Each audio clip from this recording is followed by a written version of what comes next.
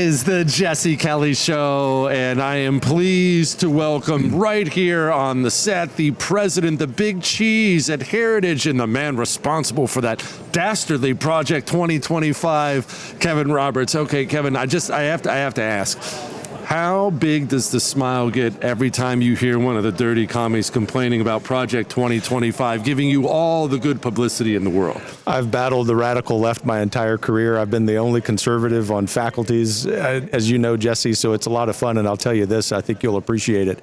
The left has spent far more millions of dollars mischaracterizing Project 2025 than it's cost us to actually produce it. And so I think it's a great return on investment. You're not catching flack unless you're over the target, and so we're going to keep talking about it. Here it is. I was looking for it as you were talking. I get emails like this all the time. Jesse, I've seen several times news articles saying 2025, Project 2025 is a disaster. Can you tell us what it is and why are the Dems so against it? And this is from a Wendy, and I figure I might as well just toss this one to the man responsible for it. What is this scary Project 2025? Well, thanks, Wendy, for the question. What it is a corrective to 50 plus years of the radical left taking over the federal government. The whole objective of Project 2025 is to dismantle the administrative state, which I happen to think, at least domestically, is the greatest existential threat to freedom and sovereignty for everyday Americans. You talk about this on your show every day. But when you get into the details of it, and this is what I always want to give people some information that they can use with conversations with friend. My uncle, in fact, who's a great listener of your show, very dedicated, asked me, he said, Kevin, give me some information. Just go to project2025.org. Don't try to read the whole thing. It's 920 pages, but find that issue, that policy area that you're interested in. For me, it would be education. And just go read the little bit on education. And once you're done reading it, ask yourself, is anything the left has said about this project correct? No, they have mischaracterized 98% of what they said. The only thing that they get right is that we do want to eliminate the Department of Education. Yes, well, that's maybe my favorite part of the whole thing. Okay, so tell me about this database, this database where people can go put in their resume. What's this all about? Well, that's actually the most important part of the project this time around. Real quick history, and then I'll answer your question directly. Heritage has been doing this since 1980, prepping President Reagan with policies and personnel. This time we did two things differently. The first thing we did is we took the Heritage logo off the project because we wanted it to represent the entire conservative movement. We've got 110 organizations that are part of this, representing basically 40 million voters. But on the personnel database, to your question, what we have done is recruit all around the country competent professionals who want to come tithe to this republic. 2 years, 4 years, more than that. We were hoping we would get 10,000 people to be in that database. And then the president's transition team gets to decide who they hire, right? I mean, they're the decision makers. We have 15,000, 3,000 of whom just in the last 10 days have applied because of all of the left's mischaracterization about it. What it's telling you is America's hungry for change. You obviously come from education. It's something you talk about. It's something you're hot on. You and I have talked about it on the air many times before. I say it's the most damaging thing the commies ever took over in this country, that you can be a normal American, not even some hardcore far lefter, and you can go K through 12 and then go to college, and you can come out a complete nutball because of what they've done in the education system. And parents are getting it more now than they ever have, and I find that encouraging, at least. Yeah, I cannot count, literally cannot count the hundreds of times in the last decade people have told me, friends of Heritage, friends of other nonprofits I've led, that their parents or their kids or their grandkids, when they went to college within a year, sometimes within a semester, had gone from being common sense, kind of conservative kids to being totally radicalized. What Project 2025, along with all of these other efforts at the grassroots, are focused on is taking back those institutions of education. I happen to think that those of us who are homeschooling, those of us who have our kids in charter schools and private schools, have created an environment in which the government-funded schools have to respond.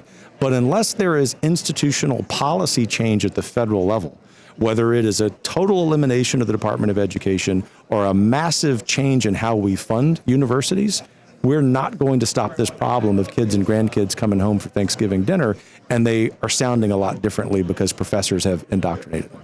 Can you talk about the funding of universities? This is one of those things because it gets confusing and it's not sexy on the campaign trail. It doesn't get a lot of play in political elections, but these universities that are poisoning these young minds are oftentimes funded with, at least in part, our own money. Yeah, and that's the dirty little secret, although it's all out there in the open, actually, in Project 2025, if you want to read about it. So at the very least, and praise God, President Trump has been very explicit about this in the last weeks.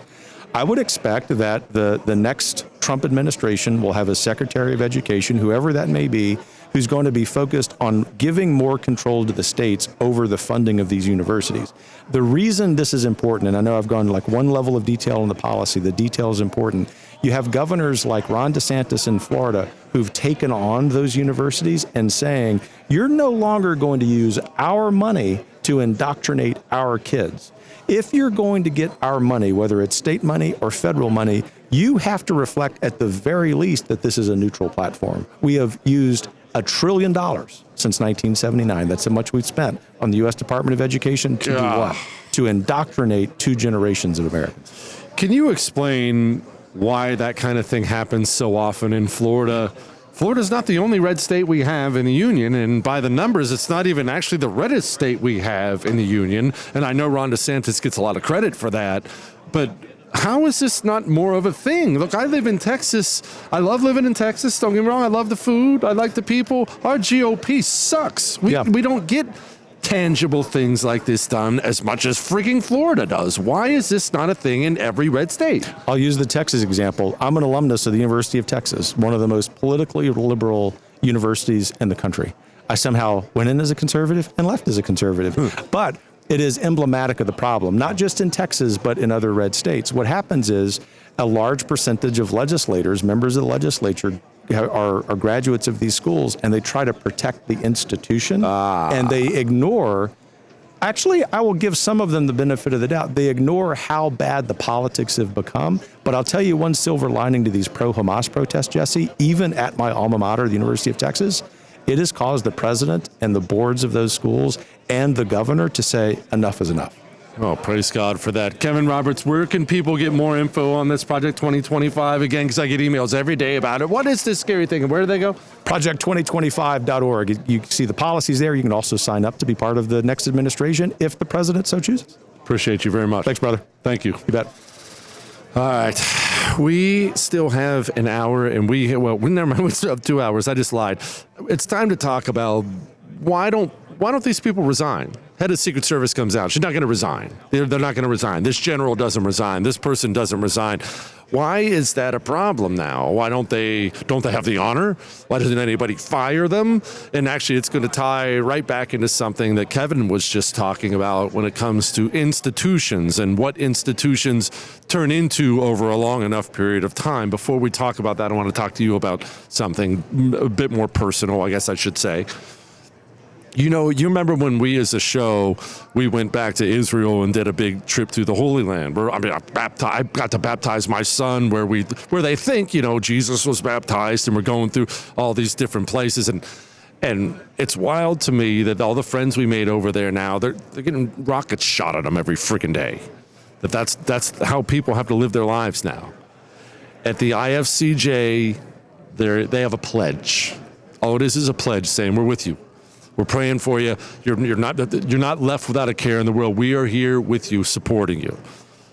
Would you sign it for me? Go to supportifcj.org. It's just signing a pledge. That's all they're asking for. Supportifcj.org. All right? All right. Now, the head of the Secret Service, she's taking responsibility for Trump almost getting his head blown off, but not really taking responsibility. He even came out today and mentioned the roof was too sloped. I have a lot to say about this. Next.